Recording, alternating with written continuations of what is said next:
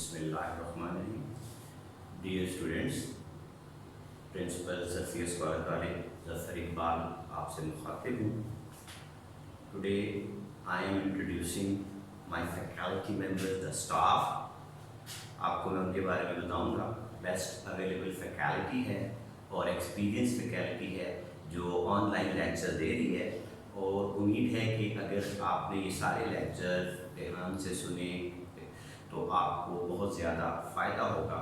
और इसके अलावा अगर आप समझते हैं कि आपको कुछ मुश्किलात दरपेश आ रही हैं तो वो फिर आप आकर कॉलेज में भी डिस्कस कर सकते हैं। मेरा स्टाफ जो है वो अवेलेबल होता है 6 डेज़ अ वीक।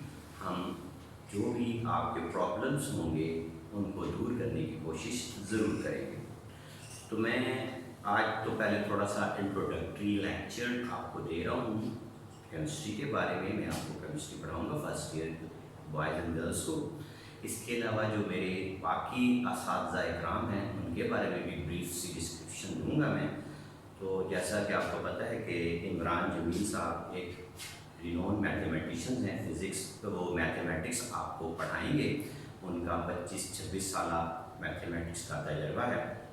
इसी तरह सर कैसर कमरियाल साहब जो फ़िज़िक्स का लेक्चर डिलीवर करेंगे, उनके ऑनलाइन लेक्चर दोनों के अवेलेबल हैं, यूट्यूब पर भी मौजूद हैं, आप उनसे भी फ़ायदा उठा सकते हैं।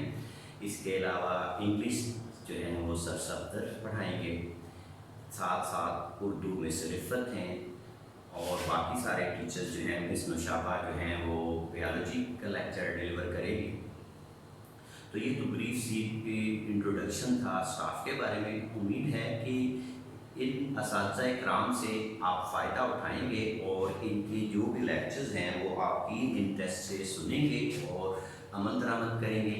जो भी बच्चे हमारे साथ लॉग इन हुए हैं, हम आपको पता है कि हमने उनको अपनी एक वेबसाइट लॉन्च की हुई है, पासवर्ड इशूज़ किए हुए हैं। उस पासवर्ड को जब आप लॉग इन करेंगे तो आपको ये लेक्चर अवेलेबल होंगे। आप ज़्यादा से ज़्यादा कोशिश करें कि अभी क्योंकि कंडीशन ऐसी हैं, ईद के बाद भी कोई कंफर्म नहीं है कि 15 सितंबर या अगस्त से खुलेगा। ये डिपेंड करता है कि हमारे मुल्क में कोरोना की कंडीशंस कैसी हैं। अगर कंडीशन से अवेलेबल होंगी तो इंशाअल्लाह रेगुलर क्लासेस शुरू हो जाएंगी, लेकिन अगर नहीं होती तो आपको पता है कि एफएससी की क्लास जो है बड़ी क्रूशियल क्लास है। You have to work very hard to get good class. आपको बहुत मेहनत करनी पड़ती है अपने टारगेट्स को अचीव करने के लिए। और आप ये देख लें कि हर साल जो है वो मेरिट रेज कर रहा है, डाउन नहीं जा रहा। तो आपको पहले से ज़्यादा हर साल मेहनत करनी पड़ती है। अगर आपने अपनी लाइफ में कोई टारगेट गर्डअप किया हुआ है तो उसको अचीव करने के लिए आपने अपने गोल सेट करने हैं और मेहनत करनी है। तो उम्मीद है कि मेरी ये बातें आपकी समझ में आई होंगी, और इंशाअल्लाह हमारा आपसे ये वादा है कि हम आपको क्वालिटी एजुकेशन प्रोवाइड करेंगे। हम इसमें किस हद तक कामयाब होते हैं ये तो यू पीपल स्टूडेंट्स आप ही बताएंगे, लेकिन ये मैं आपसे वादा करता हूँ कि अगर आप समझते हैं कि आपको फिर भी कोई प्रॉब्लम्स आ रही हैं तो आप अपनी प्रॉब्लम्स को टीचर से शेयर कर सकते हैं। 6 डेज़ अ वीक छुट्टियों के बाद, ईद की छुट्टियों के बाद सब अवेलेबल होते हैं। अगर आपको लेक्चर्स में भी कोई हर्डल्स आ रही हैं, कोई मुश्किलात आ रही हैं, you can clarify all these things. Thank you very much. तो अब पढ़ाई की तरफ आते हैं और हम अपना टॉपिक्स जो है वो शुरू करते हैं। तो आज सबसे पहले जो मैं आपको बताना शुरू करेंगे, हम मोल से करेंगे। केमिस्ट्री का ये इंट्रोडक्टरी लेक्चर है हमारा first.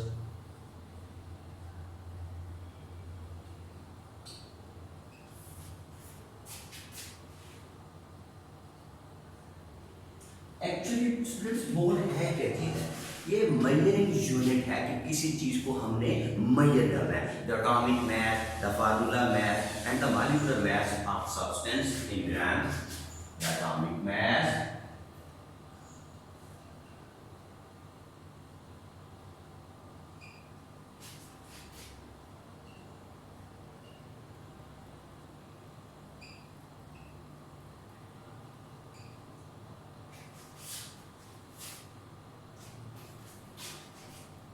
and the molecular mass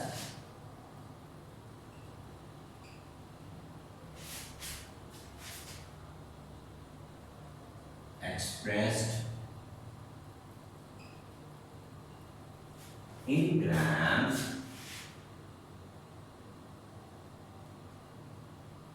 is called मोल। तो क्या बताया, एटॉमिक मास, मॉलिक्यूलर मास या फार्मूला मास अगर हम ग्राम में एक्सप्रेस करेंगे तो हम उसे कहेंगे कि ये मोल है। अच्छा, एटॉमिक मास ऑफ ऑक्सीजन कहते हैं 1 मोल ऑफ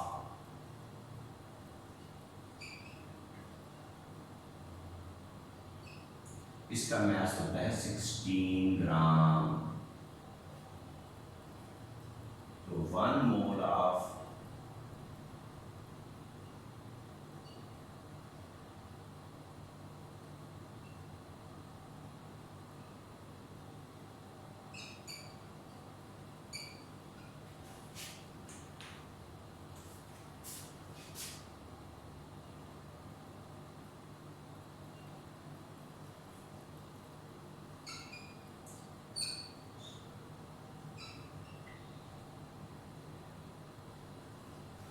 अब हमने देखा कि किसी भी सब्सटेंस का अगर 1 मोल हो और उसको हम ग्राम्स में रिप्रेजेंट कर दें तो वो कहलाता है मोल। ठीक है, तो एटॉमिक मास, मॉलिक्यूलर मास और the formula mass expressed in gram is called mole.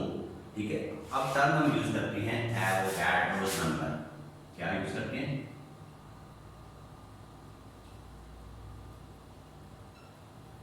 Number.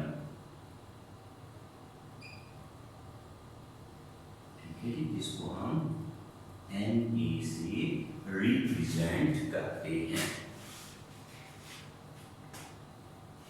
तो क्या कहता है, the number of atoms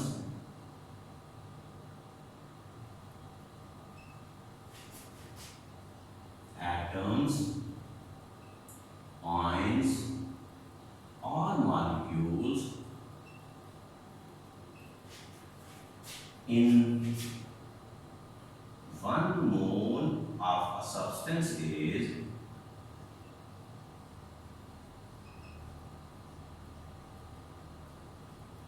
6.022 into 10 to the power 23. This huge number is called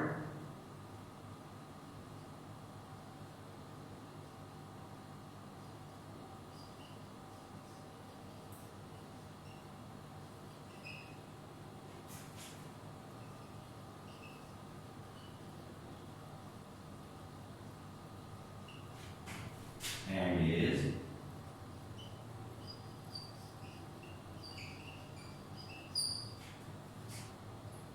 is represented by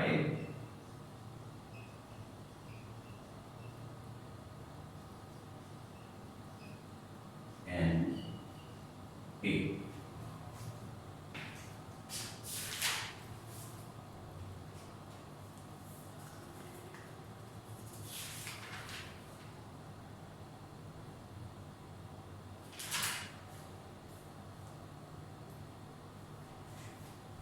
हम क्या यूज करते हैं, mole ratio.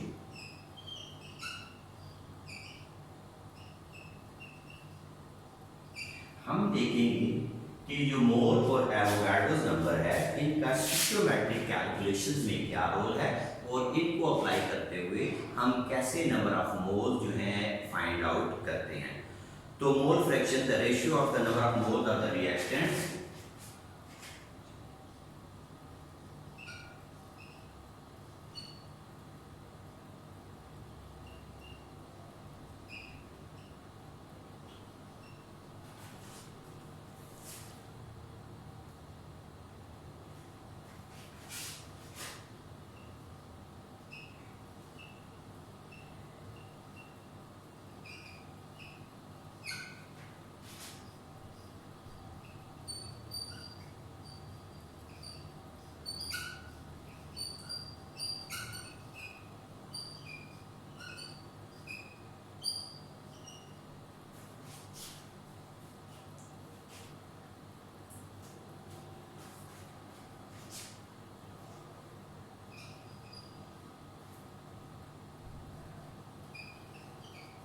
Reactant और प्रोडक्ट्स के मोल की जो रेशियो होती है उसे हम मोल फ्रैक्शन कहते हैं।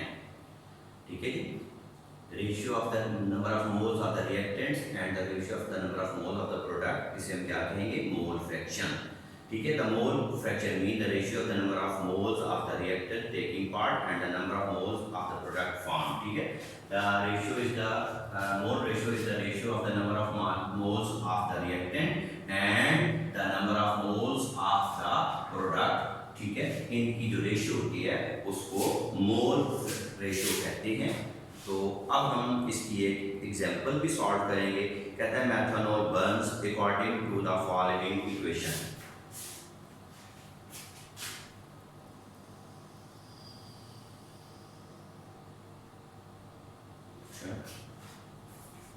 एग्जांपल देखें आप।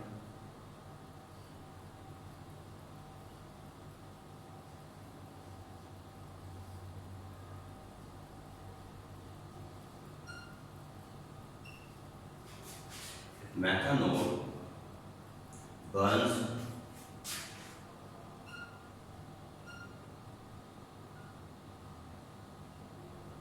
according to the following equation.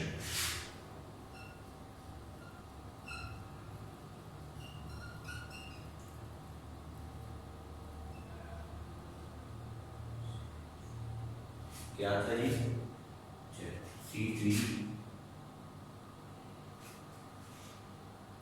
CH3 2CH3OH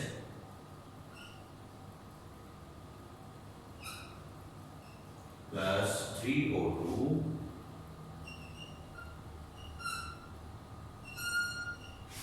gives 2CO2 plus 4H2O।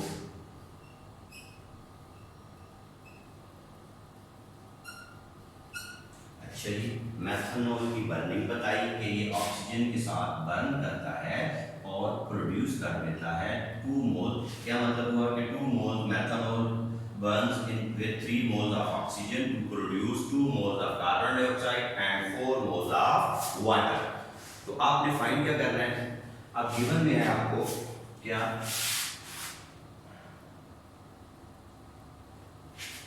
3.5 moles of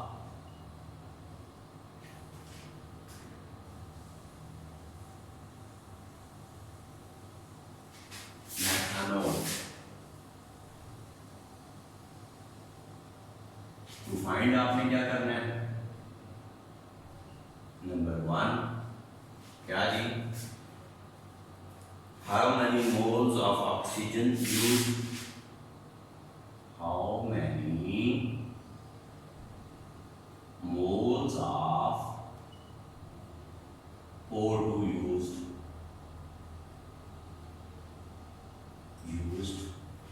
भी आपने फाइंड करना है। How many moles of oxygen are used,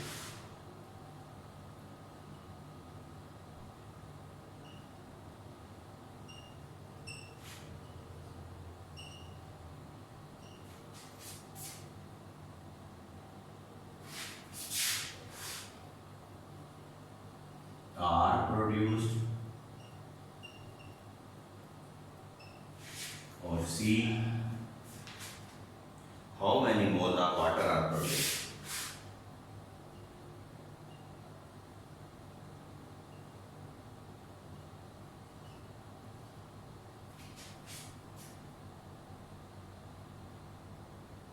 अच्छा, तो ये 2 पॉइंट फाइंड करने थे आपने।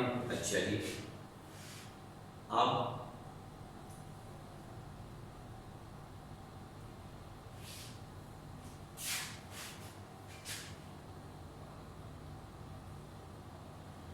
मोल ऑफ ऑक्सीजन आपने फाइंड करने हैं।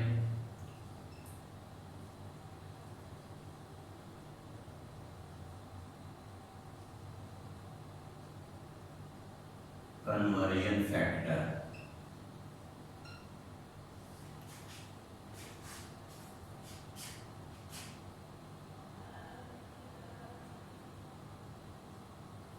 तो कहता है कन्वर्जन फैक्टर है क्या चीज है? A ratio of the coefficients found in a balanced chemical equation which can be used to interconvert the amount of the participant. ठीक है, तो अब ये number of moles of the coefficient है, in a balanced chemical equation. Conversion factor क्या है? Number of moles of the coefficient, ratio of the coefficient found in the balanced chemical equation. अब कैसे इधर देखें कि ये बैलेंस केमिकल इक्वेशन बता रही है कि 2 moles methanol react with 3 moles of oxygen to produce 2 moles of CO2 and 4 moles of water. तो अब इसमें देखें कि मेथनॉल को रिक्वायर है कितने मोल्स ऑक्सीजन के? 3। कितने जी? 3। तो मोल रेशियो क्या आ गई?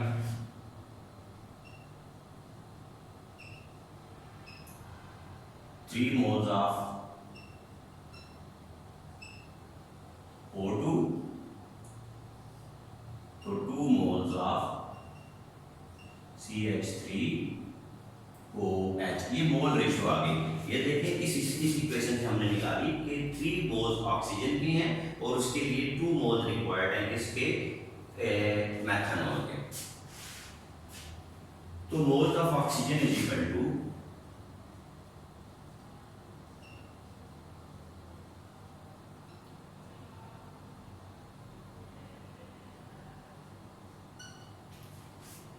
ठीक है जी, वो किसके बराबर है? गिवन क्वांटिटी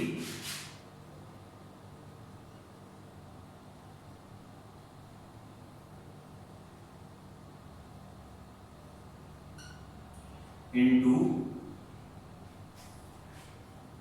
मोल रेशियो। ठीक है, गिवन क्वांटिटी क्या थी? 3.5 moles of CH3OH into 3 moles of O2 divided by 2 moles of CH3OH। अभी देखें ये और ये तो आपस में कैंसिल हो गए, तो इनको आपस में मल्टीप्लाई किया और 2 पर डिवाइड कर दिया, तो हमारे पास इसके मोल्स आ जाएंगे। Number of moles of oxygen कितने?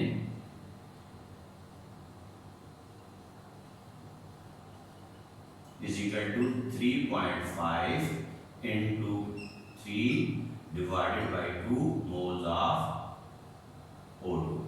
तो ये हो जाएगा 5.25 मोल्स ऑफ O2। ठीक हो गया, तो हमने इससे फाइंड कर लिया। आगे बी पार्ट अब इसका आ गया। बी में क्या पूछा था? तो बी में पूछा था कि क्या था ये, how many moles of water produce.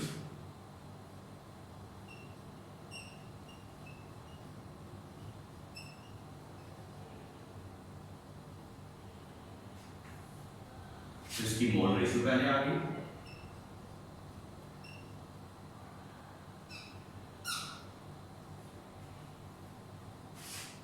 Four moles of H2O, ठीक है जी, ओवर 2 मोल्स ऑफ CH3OH। तो इसका मतलब है ये आ गया 2 मोल्स ऑफ, अच्छा ये इसकी मोल रेशियो आ गई, ठीक है जी। अच्छा, अब गिवन क्वांटिटी क्या आ गया जी? Moles of water produce, moles of H2O produce given quantity into mole ratio. Given quantity क्या थी? 2 moles of CH3OH into 4 moles of H2O over 2 moles of OH। ठीक है जी, अच्छा जी।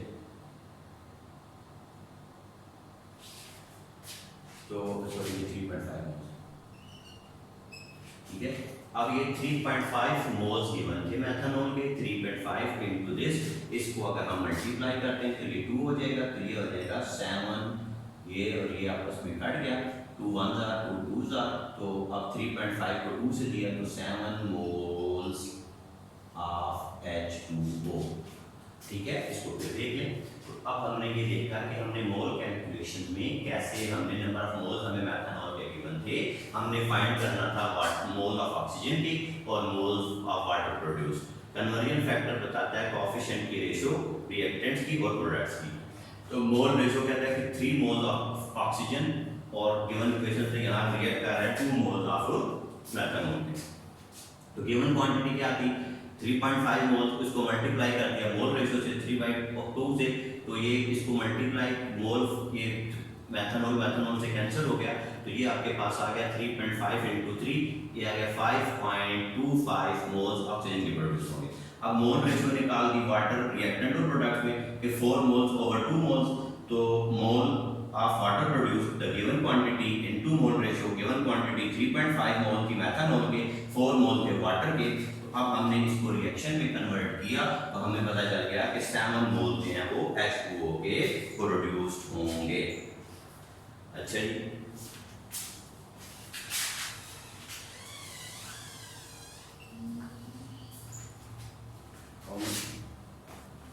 अच्छा सेल्फ असेसमेंट पर आ जाएं।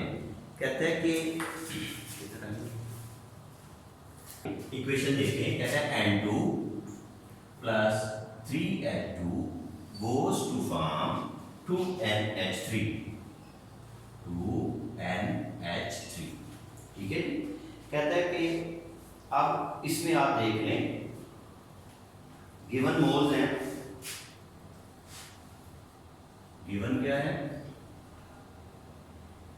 5 मोल्स ऑफ NH3, ये given है। तो टू फाइंड आपने क्या करना है,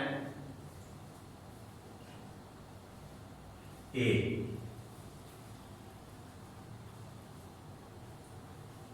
नाइट्रोजन के मोल्स ऑफ नाइट्रोजन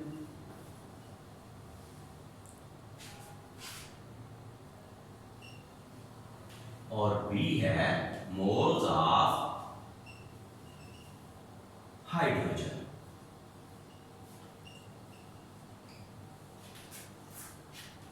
अब हम इसमें भी मोल रेशियो फाइंड कर लेते हैं। ठीक है जी, बैलेंस केमिकल इक्वेशन से हम मोल रेशियो हम फाइंड कर लेते हैं। ठीक है, तो इसमें आपको मैंने बता दिया था कि इसमें देखें कि 1 मोल नाइट्रोजन से प्रोड्यूस हो रहे हैं, यानी 2 moles of nitrogen, 1 mole nitrogen के लिए रिक्वायर है 2 मोल्स के। ठीक है, तो अब इसकी मोल रेशियो निकाल देते हैं, मोल्स ऑफ नाइट्रोजन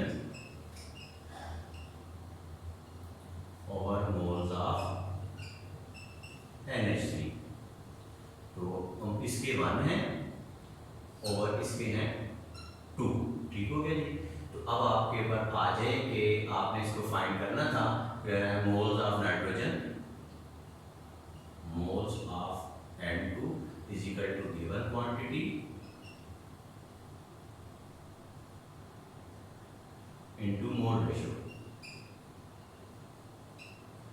तो गिवन क्वांटिटी आपके पास क्या थी 5 थी, moles of ammonia into moles of N2 divided by क्या था जी 2 मोल्स ऑफ अमोनिया। तो अभी देखिए अमोनिया अमोनिया से कट गया, 5 को 2 पर डिवाइड किया तो 2.5 मोल्स ऑफ N2। इसका मतलब है कि N2 के जो मोल्स बनेंगे वो कितने होंगे।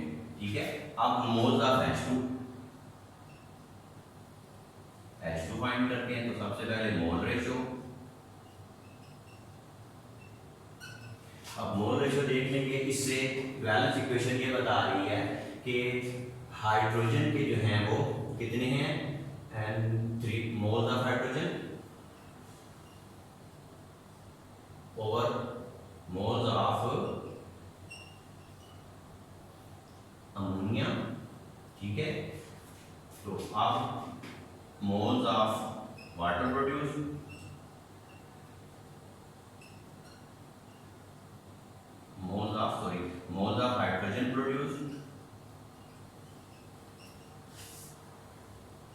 Is equal to given quantity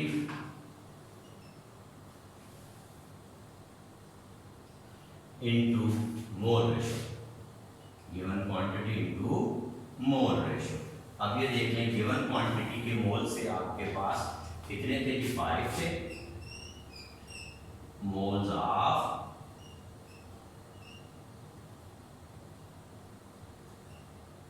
into कितने थे जी,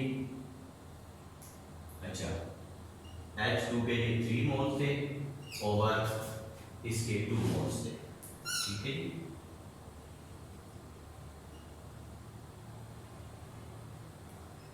अच्छा तो